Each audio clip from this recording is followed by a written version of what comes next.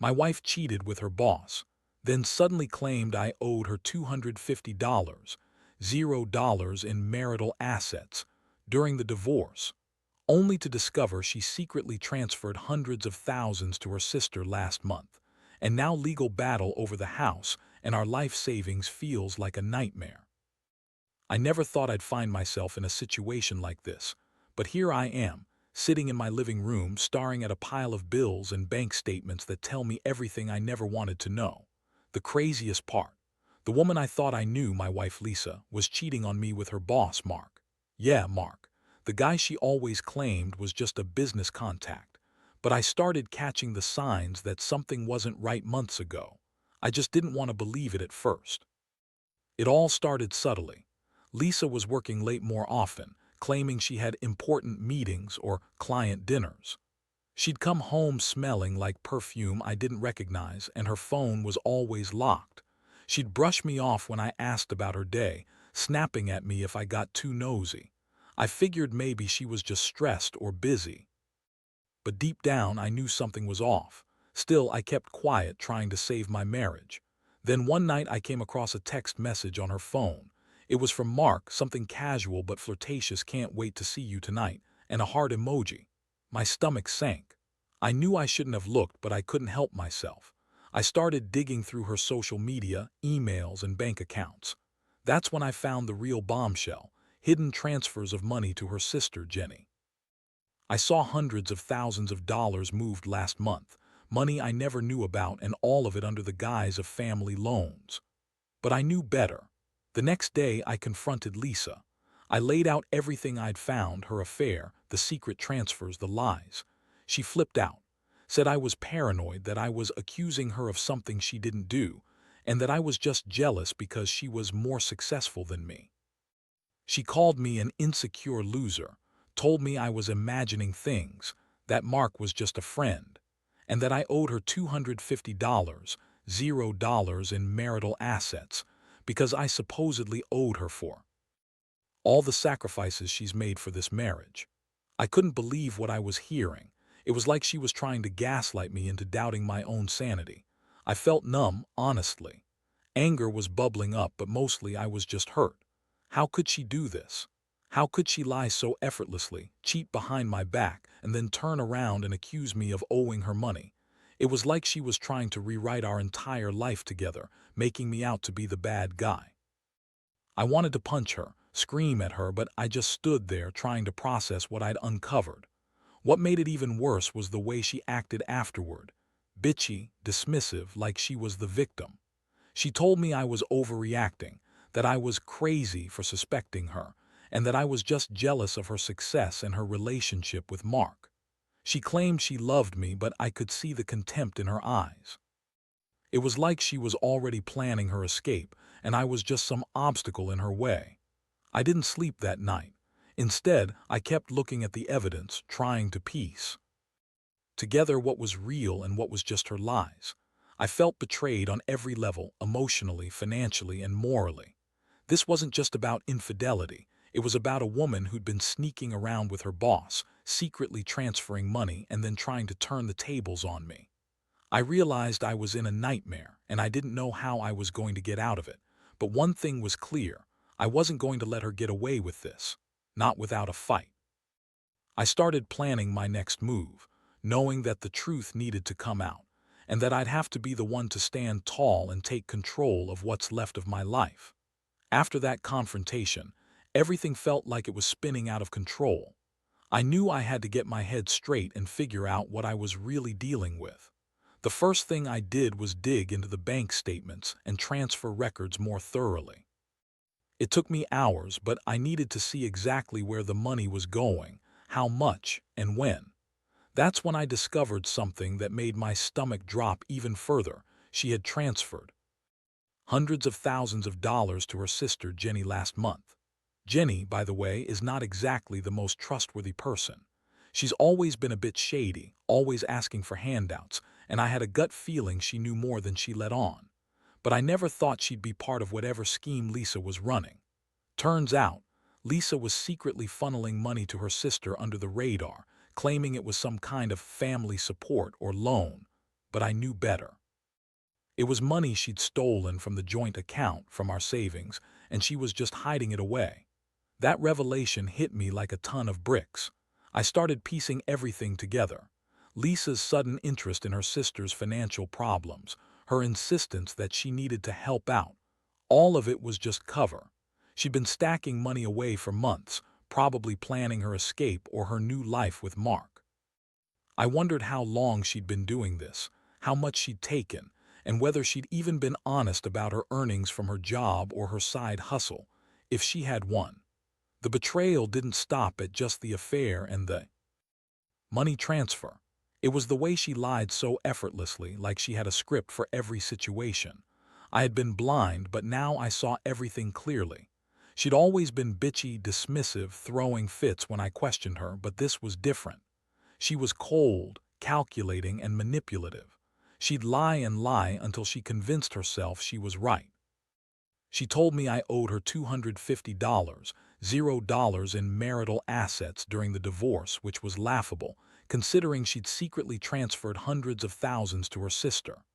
That's when I realized she was trying to pull a fast one, probably hoping to drain whatever was left of our savings before I could do anything about it. I started to get angry. Not just angry, but furious. How could she do this to me? To us? I thought about all the late nights I worked, the sacrifices I made to keep our life afloat, and now I was sitting here being played for a fool. I felt like an idiot for trusting her for so long. All those little signs, her secretive phone habits, her sudden mood swings, her dismissiveness, were just part of her game. She played me like a fiddle, and I'd been too blind to see it. I couldn't believe I was even considering the idea of divorce, but at this point I knew I had to get legal advice. I needed to protect what little I had left, our house, our savings, everything. I found a good lawyer, someone who specialized in financial fraud and divorce cases. I didn't tell Lisa I was planning anything yet. I just started collecting evidence, taking screenshots of the bank transfers, saving her texts, and making notes about her behavior. The emotional was intense. I was angry, hurt, betrayed, but also confused. I kept asking myself how I missed all the signs, how I didn't see the truth earlier. I felt foolish for trusting her, for believing she loved me. Worst of all, I wondered if she ever did. Was any of her love real, or was it just a game to her? The more I thought about it, the more I realized I'd been living in a lie for years. I also started to think about what I wanted moving forward. I knew I couldn't stay married to someone who had lied and cheated so blatantly. I wanted out, but I also wanted justice. I wanted her to face the consequences of her actions, financially, emotionally, and legally. I wasn't going to let her walk away with everything, especially not after what she'd done. I was determined to fight for what was mine and to expose her for the manipulative person she'd become. I kept telling myself I'd be okay, that I'd come out of this stronger. But honestly, I was just trying to hold it together. Every time I thought about her lying in bed, pretending everything was fine, I felt sick. She had this way of acting innocent, like she was the victim, even though she was the one who broke everything apart. The more I uncovered, the more I realized this was just the beginning. The truth was out there, and I was going to get to the bottom of it, no matter what. The days that followed were a blur of planning and trying to keep my composure. I spent countless hours on the phone with my lawyer, going over every detail, every shred of evidence I had gathered. I knew Lisa was trying to spin things her way. She was already starting to act like the innocent victim, crying and claiming I was crazy for accusing her of anything, but I wasn't buying it anymore. I saw her true face now, the one she'd been hiding behind her bitchy attitude and false smiles. She started acting even more dismissive and bitchy after I confronted her with the evidence of her transferring money to Jenny. She sneered at me, told me I was paranoid, and that I was just jealous of her success. She claimed she was just helping her sister out, but I knew better. I knew she was secretly draining our accounts, hiding assets, and planning her escape. It was obvious she was trying to buy her freedom with my money. The thing that really set me off was how she kept insisting I owed her $250, $0 in marital assets, even though I knew she'd transferred hundreds of thousands in secret.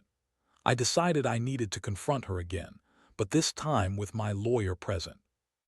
I arranged to meet her at our house, knowing she'd try to spin her lies one more time. When she arrived, she looked good, too good. Like she was ready for a show. She tried her usual dismissive attitude. But I was ready. I laid out everything I knew, from the affair to the secret transfers, and I saw her falter for a second. That's when she started to get bitchy, raising her voice, accusing me of trying to ruin her, and claiming I was jealous of her success. Her reaction only made me more certain I was doing the right thing. I told her that I wasn't going to let her get away with it, that I was filing for divorce and taking legal action to recover what she'd stolen. She yelled, called me a loser, and stormed out, but not before throwing a few more insults my way. That night, I felt a strange mixture of relief and dread. Relief because I finally started taking control, but dread because I knew this was just the beginning of a long, ugly legal battle. The legal process moved fast.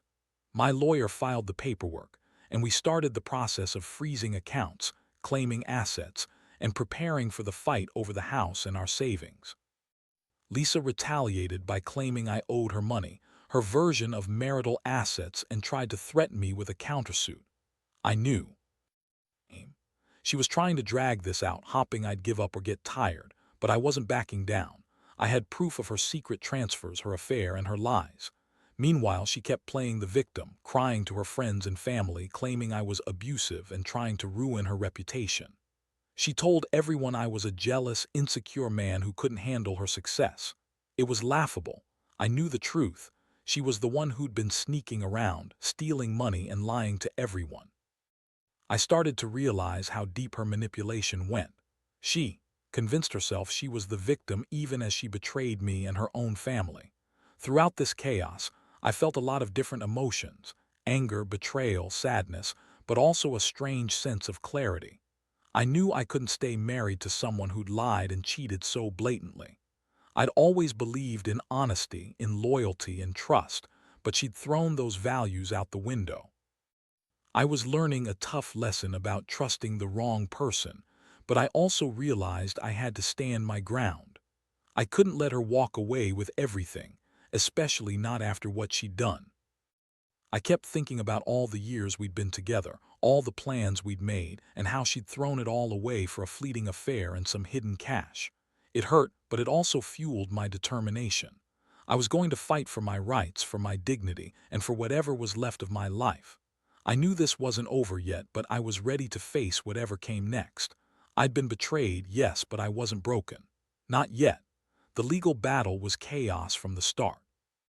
I never imagined a divorce could turn into a full-blown war over money, assets, and trust. Lisa, of course, played her part perfectly, crying, pleading, trying to manipulate everyone around her. She'd call me a monster behind my back, claiming I was trying to ruin her life, but I had the evidence. Her secret transfers to Jenny, her affair with Mark, the lies about our assets, those things weren't going away. What made everything worse was her attempt to claim I owed her $250, $0 in marital assets. She kept saying it during the court hearings, trying to inflate her stake in the house and our savings. Meanwhile, I had proof of her transferring hundreds of thousands to her sister, which she tried to hide from everyone. It was obvious she'd been planning this for a while. She'd been secretly draining our accounts, hiding cash, and probably even planning her new life with Mark. It was infuriating. I remember sitting in the courtroom, watching her lie through her teeth, looking so bitchy and dismissive when she was trying to spin her story. She kept insisting she was the victim, that I was just jealous of her success and her affair. She claimed she was saving her sister, that she'd done nothing wrong, but I knew better. I knew her game. She was trying to make herself look innocent, hoping the judge would buy her sob story. The worst part was how she tried to turn her affair into some kind of victim story, saying I was controlling and abusive. She even had her friends and family convinced that I was the bad guy, that I was trying to ruin her reputation. I couldn't believe how good she was at lying and manipulating. It was like watching a deception. But I had the proof: screenshots, bank statements, her own words. I knew she couldn't spin her way out of this. Meanwhile, I was processing it all, feeling a mix of anger, sadness, and a strange sense of betrayal. I'd always thought we had a good marriage, that we trusted each other. Turns out she'd been lying to my face for years. I kept asking myself how I missed all the signs, how I was so blind. But there's no use dwelling on that now. All I could do was fight. Fight for what's right, fight to protect what little I had left. One thing I learned during this process is how cunning Lisa could be. She hired her own lawyer, of course, and tried to manipulate the courtroom to her advantage. She kept claiming she was entitled to a big chunk of our house, that I owed her money, and that her transfers to Jenny were family support. Her tone was bitchy and dismissive, like she thought she was smarter than everyone else. But I saw through her. I had the evidence, and I was prepared to fight for every penny.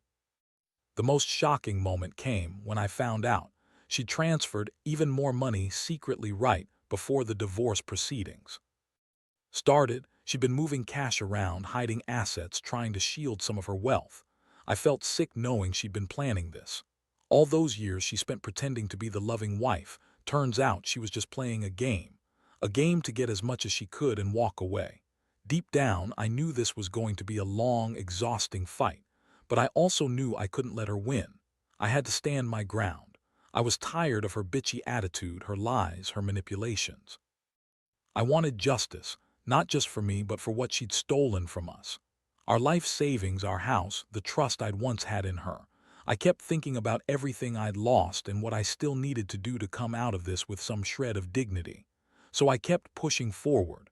I gathered more evidence, prepared my case, and stayed steady. I refused to let her spin this into some kind of victory for herself. She may have been bitchy and manipulative, but I knew the truth, and I was determined to make sure it came out in the end. This wasn't just about money anymore.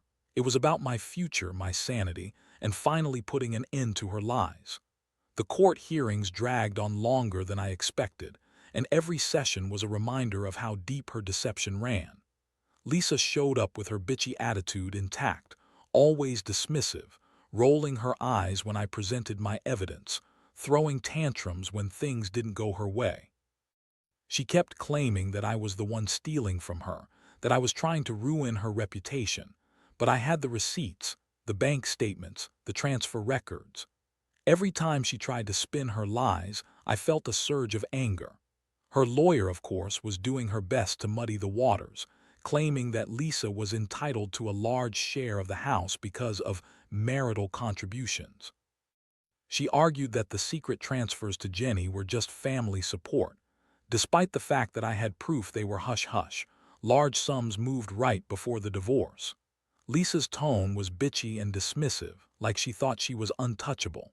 She even dared to accuse me of being controlling, trying to paint herself as the victim, classic gaslighting. But I wasn't going to let her get away with it. I had been meticulous, saving every piece of evidence, every text, every bank statement. I knew her game. She was trying to hide assets, drain our savings, and spin the story to make herself look innocent. I was determined to expose her for what she really was, a manipulative, selfish woman who betrayed everything we built together.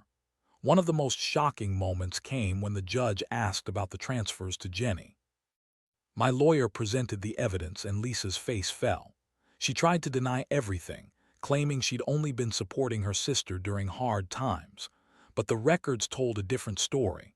Hundreds of thousands of dollars, money we'd earned, money she'd claimed was for family support, were transferred in secret, right before the divorce proceedings started.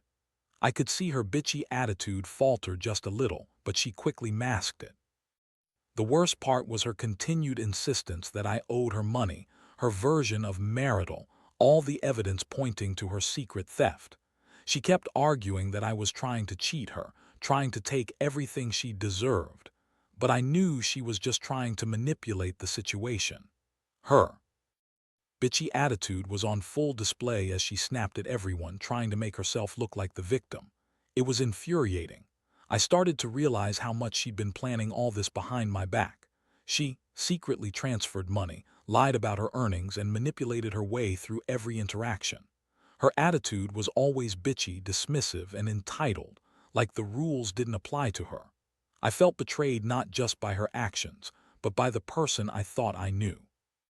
The woman I married was gone, replaced by someone cold, manipulative, and willing to steal from her own family.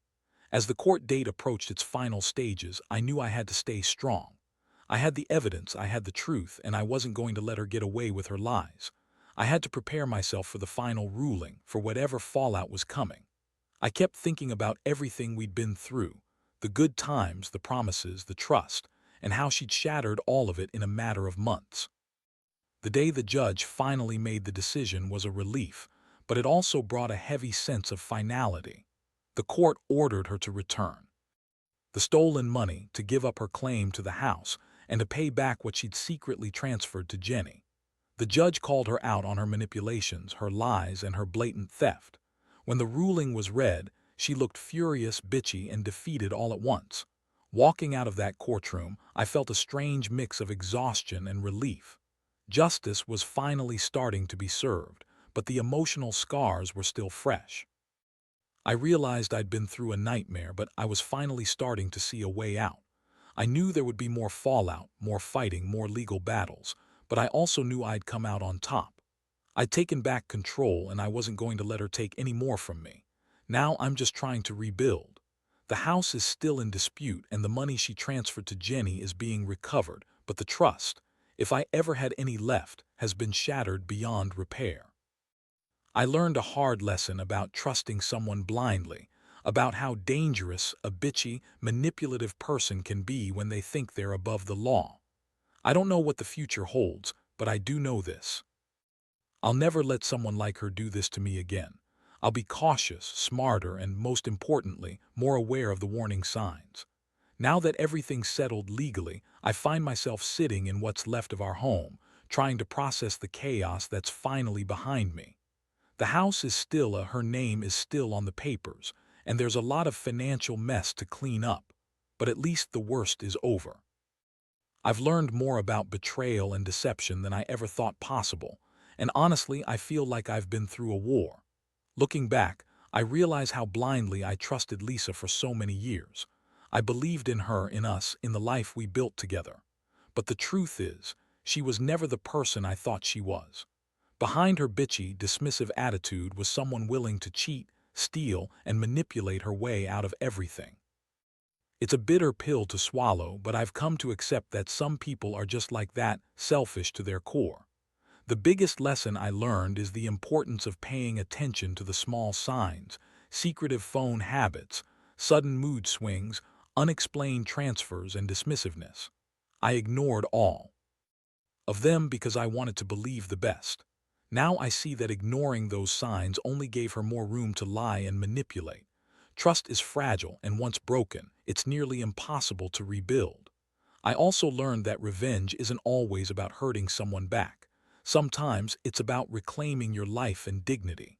I fought hard for what was rightfully mine, our assets, our house, the truth, and I refused to let her manipulate her way out of it. That legal battle was exhausting, but it taught me that standing up for yourself matters. You have to be relentless, even when it feels like the world is against you.